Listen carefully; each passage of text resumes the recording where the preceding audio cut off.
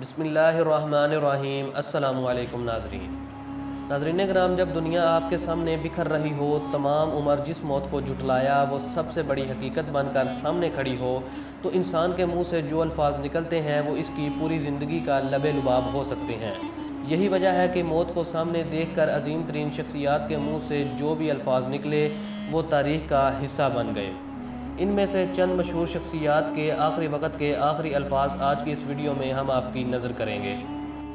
قائد اعظم محمد علی جناح۔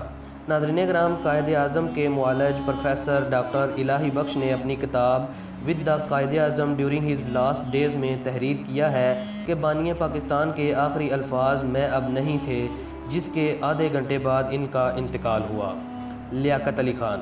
ناظرین کرام، پاکستان کے پہلے وزیر اعظم لیاقت علی خان کو 16 اکتوبر 1951 کو راولپنڈی میں ایک جلسے کے دوران فائرنگ کر کے قتل کیا گیا، اور مختلف رپورٹس کے مطابق ان کے آخری الفاظ اللہ پاکستان کی حفاظت کرے تھے۔ Thomas AdSense. باہر کا منظر کتنا خوبصورت ہے۔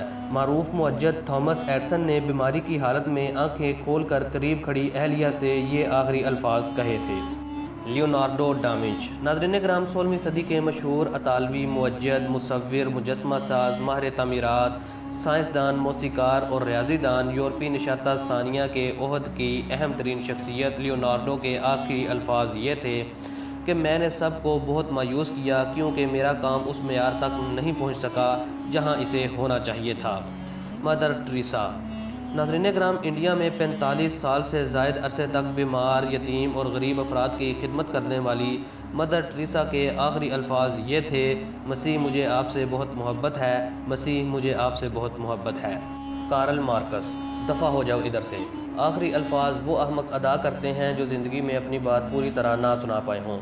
ناظرین کرام، معروف جرمن فلسفی، ماہر اقتصادیات و عمرانیات کارل مارکس نے یہ الفاظ اپنی گھریلو ملازمہ کے سوال پر کہ آپ کچھ کہنا چاہتے ہیں کے جواب میں کہے تھے، اور اس کے ساتھ ہی اس کی روح جسم سے نکل گئی۔ Charles Darwin. مجھے مرنے سے ڈر نہیں لگتا۔ ناظرین کرام، یہ وہ آخری الفاظ تھے جو چارلس ڈارون نے ادا کیے۔ وہ انگلستان کے مشہور عالم طبیعیات و ارضیات اور نظریہ ارتقاء پیش کرنے کی وجہ سے معروف و مشہور تھے۔ اپریل 1882 میں ان کا انتقال ہوا۔ Napoleon Bonaparte. فرانس، فوج، سپہ سالار جوزفین۔ ناظرین کرام، یہ وہ آخری الفاظ تھے جو نیپولین بوناپارٹ نے مرتے وقت ادا کیے۔ ناظرین کرام، فرانس کا عظیم سپہ سالار بحر الکاہل کے ایک دور دراز جزیرے سینٹ ہیلینا پر اپنی جلا وطنی کے ایام میں مرا۔ اس کے آخری الفاظ اپنے وطن، فوج اور اہلیہ سے محبت کے عکاس ہیں۔ ناظرین کرام، آج کی اس ویڈیو میں اتنا ہی۔ اگر آپ کو ہماری یہ ویڈیو پسند آئی ہو تو ویڈیو کو لائک کریں، شیئر کریں، چینل کو سبسکرائب کریں اور ساتھ لگے بیل آئیکن کو دبائیں تاکہ ہماری لیٹسٹ آنے والی ویڈیوز کے نوٹیفیکیشن سب سے پہلے آپ کو مل سکیں۔